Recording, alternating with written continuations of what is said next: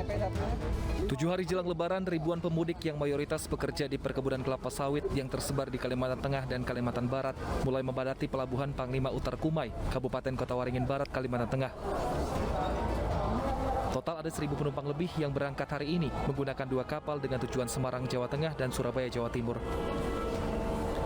Sejak 15 hari hingga 7 hari jelang Lebaran, sudah ada sekitar 5.000 pemudik yang diberangkatkan menuju Pulau Jawa menggunakan kapal milik PT Dharma Lautan Utama dengan tujuan Semarang dan Jawa Timur.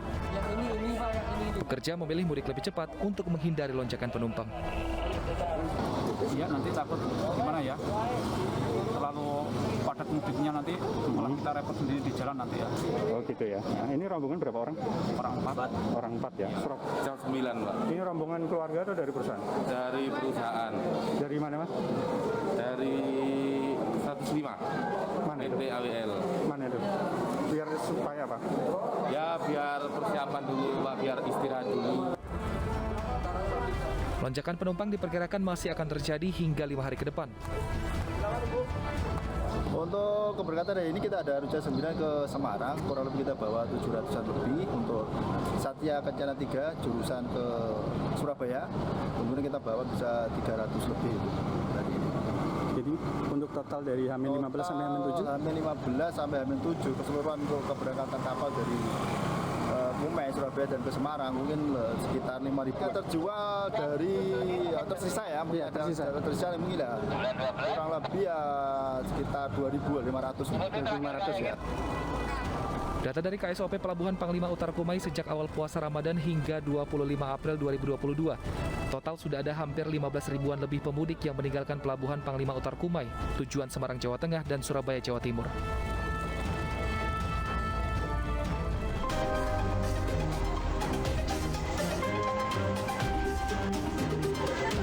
Pemudik pejalan kaki memadati Pelabuhan Merak Kota Cilegon, Banten. Para pemudik hendak menyeberang ke Pelabuhan Bakauni, Lampung menuju tempat tujuan masing-masing. Mereka antusias pulang kampung untuk bisa berlebaran bersama keluarga di kampung halaman. Pemudik memilih pulang kampung lebih awal untuk menghindari kepadatan jelang Lebaran. Biar nggak begitu penuh nanti kalau Hamin udah dekat-dekat kan penuh jalanannya. Tahun kemarin kita nggak mudik kan nggak boleh. Jadi sekarang ya senang banget antusias. Ini sama keluarga yang lain. Ayo keluarga kita aja. Ayo.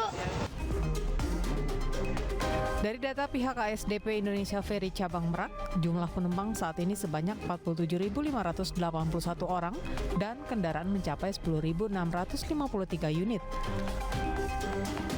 Pelabuhan Merak mengoperasikan 7 dermaga dan 27 kapal untuk mengangkut penumpang.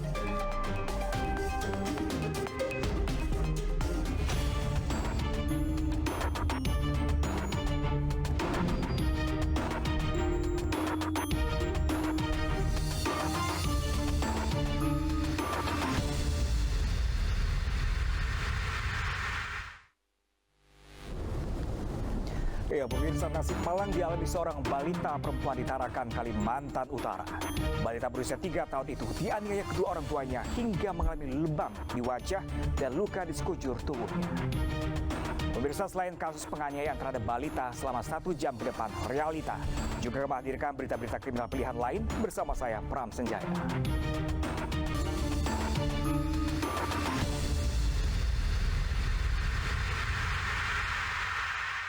Ya, pemirsa, seorang maling babak belur diamuk warga di Jalan Bendungan Baru, Semarang, Jawa Tengah. Pelaku tertangkap basah saat membongkar lemari rumah warga dan menggasak celengan serta uang THR pemilik rumah.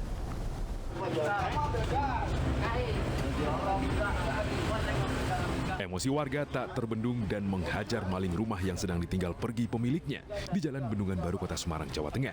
Saat diinterogasi warga, pelaku mengaku sebelum membobol rumah warga, dirinya juga menggasak uang kotak amal di masjid dengan dalih untuk kebutuhan hidup sehari-hari. Pelaku yang mengaku bernama Sandra Satriawan ini tertangkap basah oleh pemilik rumah saat membongkar isi lemari. pelaku menggasak sejumlah barang berharga, diantaranya sepatu, jaket, dan uang tabungan untuk membayar THR karyawan. Sepatu anakku dipakai, berarti kan dia dipakai yang satu kan. Tuh. Terus barang apa lagi selain yang sepatu? Sepatu tuh ada celengan, terus ada tas, jaket saya juga kan dipakai, gitu kan. Terus tas anakku. Itu celengan berapa uangnya, Mas? Wah, kita nggak itu Mbak ya, soalnya celengan kan buat THR karyawan gitu. Pelaku kemudian dievakuasi aparat Polsek Semarang yang datang ke lokasi. Pelaku beserta barang bukti pencurian kemudian dibawa ke Mapolsek Semarang untuk pemeriksaan lebih lanjut. Sementara itu, pemirsa, seorang bocah di Kediri, Jawa Timur terluka terkena ledakan petasan yang diselutkan sendiri. Korban bermain petasan bersama warga lainnya di pinggir jalan Kromosari.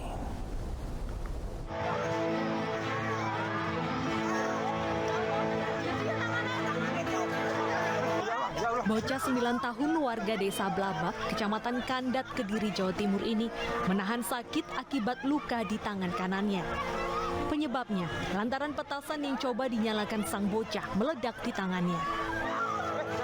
Peristiwa ini terjadi di Dusun Banjarejo, Kecamatan Ngadiluwi, saat sejumlah warga beramai-ramai menyalakan petasan di pinggir jalan Kromosari. Korban yang melihat sebuah petasan berdiameter 5 cm gagal meledak, berinisiatif mengambilnya. Saat itulah petasan meledak dan melukai tangan kanannya. Korban kemudian dibawa ke rumah sakit karena luka serius. Peristiwa itu kemudian dilaporkan ke Polsek Ngadiluwi. Amankan 6 orang yang diduga sebagai anak-anak yang menyalakan petasan tersebut di lokasi. Sisi anak seperti apa? Secara kerja stabil, cuman dia mengeluhkan tangan yang sebelah kanan, tapi tadi sudah mendapatkan perawatan dari pihak rumah sakit. Polisi berharap warga mengambil pelajaran dari peristiwa ini agar tidak lagi menjadikan petasan sebagai salah satu permainan karena sangat berbahaya.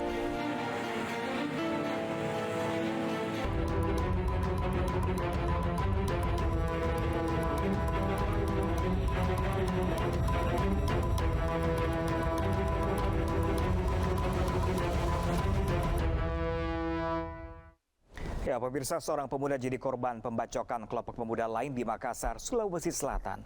Selain itu, 4 telepon genggam warga juga diambil pelaku.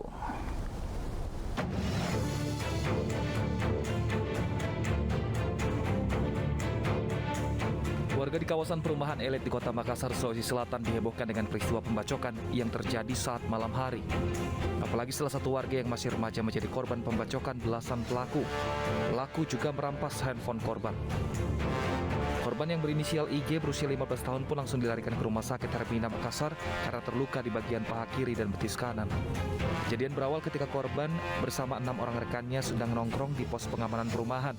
2 sepeda motor masing-masing bonceng 3, mengambil 4 handphone korban. Setelah sempat melarikan diri, pelaku kembali ke tempat perampokan dengan membawa massa dan menyerang dengan senjata tajam. Anak-anak semua ngumpul situ toh, datang pertama rame-rame, tapi di situ lari pas keluar warga pergi dia. Datang lagi kedua kalinya. Naik apa semua itu? Naik motor. Satu motor berapa orang? Ada 3 orang. Satu motor 3 orang? Iya. Bawa saja semua? Bawa saja semua, ada yang bawa busur apa. Langsung menyerang? Langsung menyerang, sampai hampir masuk rumahnya warga. Oh, baru berapa orang kena itu saat di... Polisi masih mengumpulkan bukti dan saksi untuk menangkap pelaku.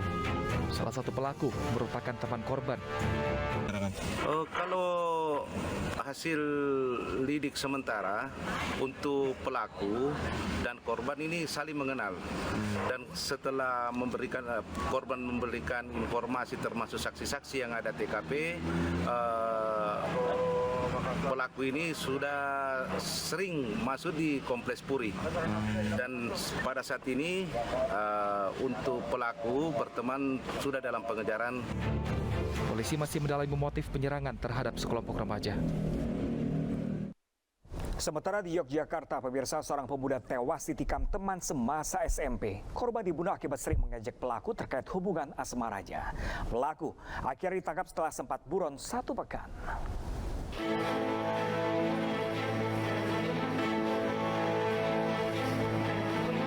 Dengan Pengalangkah kaki tertatih D alias Wawan terpaksa dihadiahi timah panas oleh petugas Mapolres Yogyakarta karena mencoba kabur dalam penangkapan usai sepekan buron. Pria 30 tahun warga Soragan, Bantul ini berurusan dengan polisi usai membunuh teman semasa SMP-nya, Budi Utomo. Kepada petugas, pelaku mengaku nekat membunuh lantaran dendam kerap diejek di depan teman-temannya tentang seorang perempuan. Polisi menyita barang bukti pakaian korban, kursi serta sepeda motor milik pelaku. Selanjutnya pelaku dijerat pasal berlapis tentang pembunuhan dengan ancaman hukuman pidana 20 tahun penjara.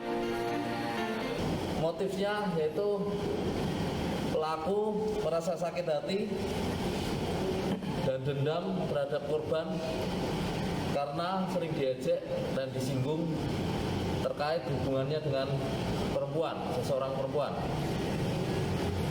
Itu motif dari pelaku melakukan pembunuhan terhadap korban.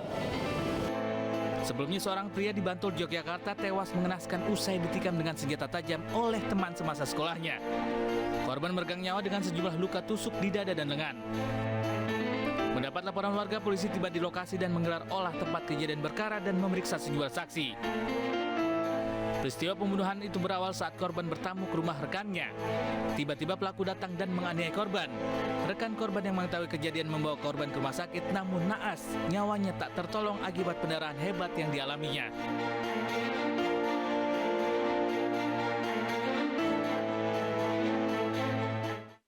Masih dari Yogyakarta, pemirsa, seorang mahasiswa dibakar teman di rumahnya hingga menderita luka bakar 80%. Peristiwa keji tersebut diduga dipicu transaksi jual beli knalpot sepeda motor.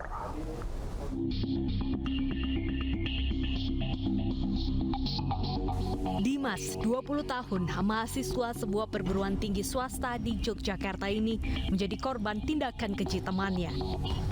Korban dibakar hingga mengakibatkan luka bakar 80% di sekujur tubuhnya dan dirawat intensif di RSUP Sarjito.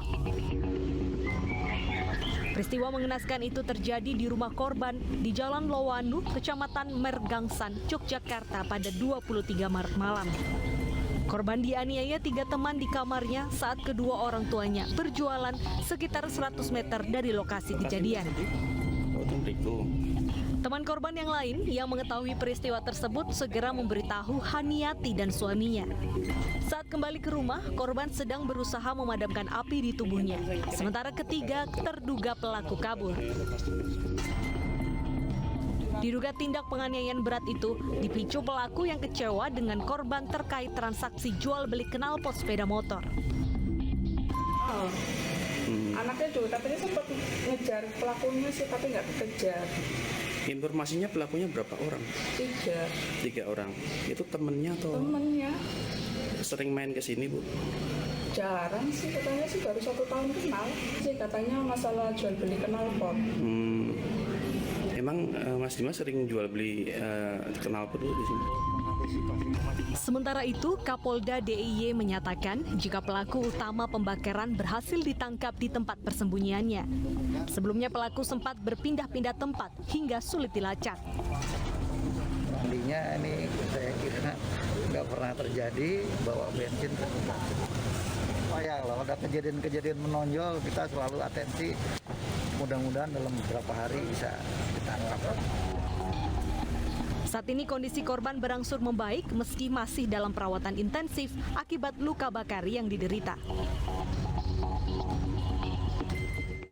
Sementara di Jakarta, pemirsa, seorang anak berusia 8 tahun di Pasar Rebo menderita luka bakar di kaki setelah disulut api oleh 3 temannya.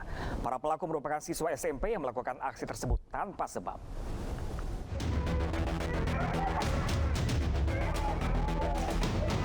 Seorang anak berumur 8 tahun di Jalan Ujung Gedong, Pasar Rebo, Jakarta Timur menderita luka bakar di kakinya setelah dibakar oleh 3 orang temannya yang sudah duduk di SMP. Aksi 3 sekawan ini terekam CCTV. Aksi keji para pelaku berawal saat korban sedang bermain bersama teman sebayanya.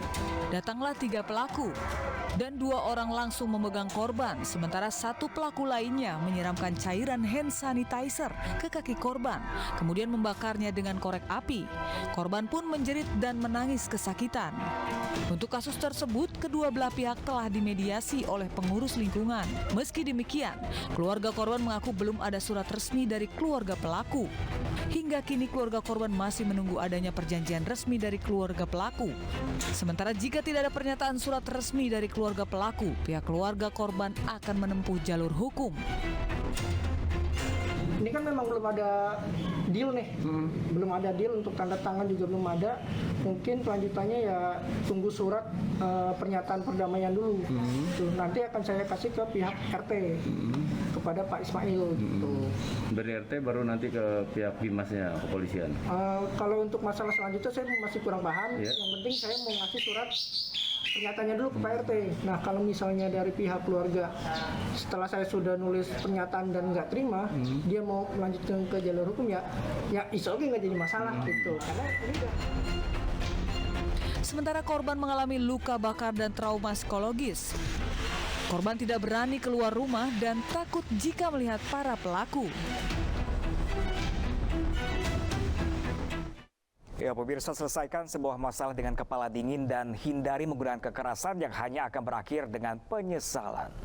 Pemirsa, usai jeda satu balita diselamatkan tetangga usai jadi korban penganiayaan yang dilakukan oleh ibu kandung dan ayah tirinya. Selengkapnya sesaat lagi, tetaplah bersama kami di Realita.